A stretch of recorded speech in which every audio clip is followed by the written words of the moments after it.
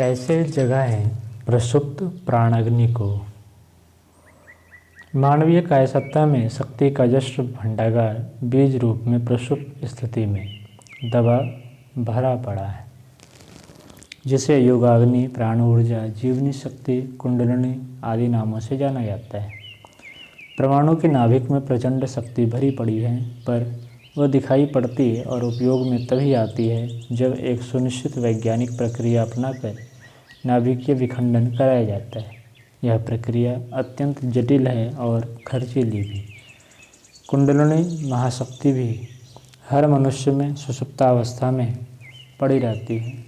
सामान्य मनुष्य कामोल्लास के अतिरिक्त उस भांडागार से और कोई विशेष लाभ नहीं उठा पाता।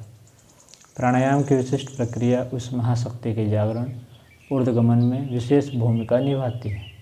कुंडलिनी जागरण के लिए प्राणशक्ति का प्रचंड आघात आवश्यक होता है। इसके लिए निखिल ब्रह्मांड में संव्याप्त प्राण तत्व को आकर्षित करना तथा अपने भीतर भरना पड़ता है। सूर्य भेदन प्राणायाम इस प्रयोजन के लिए सर्वाधिक सहायक सिद्ध होता है। प्राणाग्नि का उद्दीपन, उन्नयन एवं सुनियोजन ही भौतिक सिद्धियों एवं आध्यात्मिक रिद्धियों का मूल आधार है। प्राण के प्रहार से प्रसुप्त ऊर्जा के उद्दीपन प्रज्वलन का उल्लेख करते हुए साधना ग्रंथों, योग शास्त्रों में कहा गया है कि कुंडलिनी प्राण अग्नि है, उसमें सजातीय तत्वों का ईंधन डालने से ही उद्दीपन होता है। सूर्यभेदन प्राणायाम द्वारा शरीर से प्राणशक्ति आकर्षित करके ईड़ा पिंगला के माध्यम से मूलाधार में अवस्थित चिंगारी जैसी प्रसुप्त अग्नि तक पहुंचाया जाता है, तो वह भभकती है और जाजल्यमान लपटों के रूप में सारी सत्ता को अग्निमय बनाती है। प्राण का मूलाधार स्थित जीवनी शक्ति पर प्रहार तथा उद्दीपन, यही है सूर्य भेदन प्राणायाम का लक्ष्य। इसकी सफलता पूरी तरह इच्छा, भावना एवं संकल्प की दृढ़ता के ऊपर निर्भर करती है। विधि इस प्रकार है। किसी शांत एकांत स्थान में प्रातःकाल पूर्व दिशा की ओर मुँह करके स्थिर चित्त होकर बैठना चाहिए।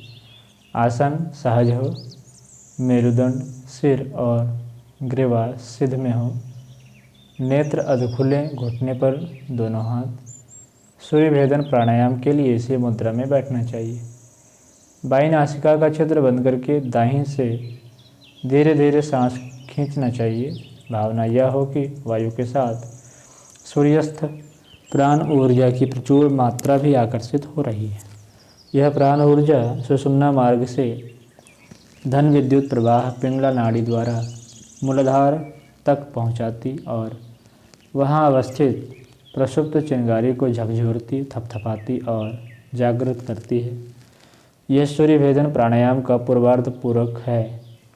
उत्तरार्ध में प्राण को सुषुम्ना स्थित ऋण विद्युत प्रवाह वाले ईड़ा नाड़ी में से होकर वापस लाया जाता है।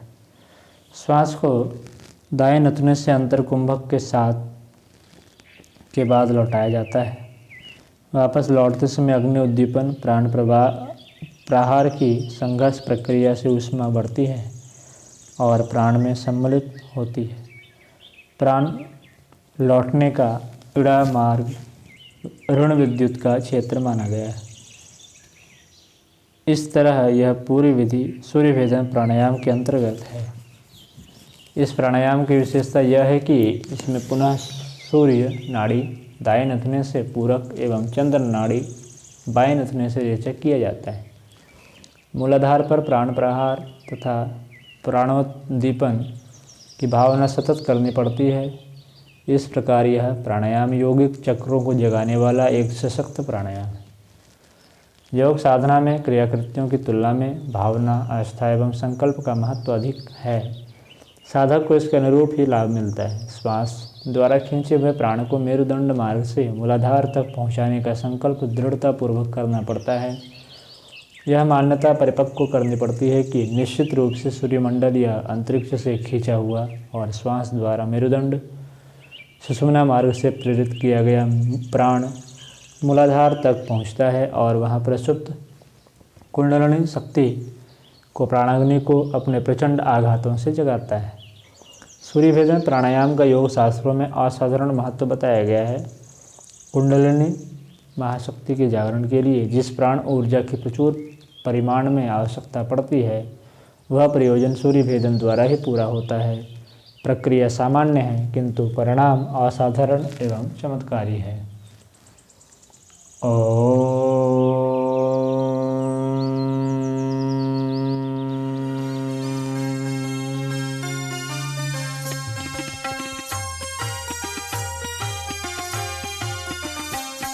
चलो गुरुदेव के सपने सजाने की शपथ ले ली। चलो गुरुदेव के सपने सजाने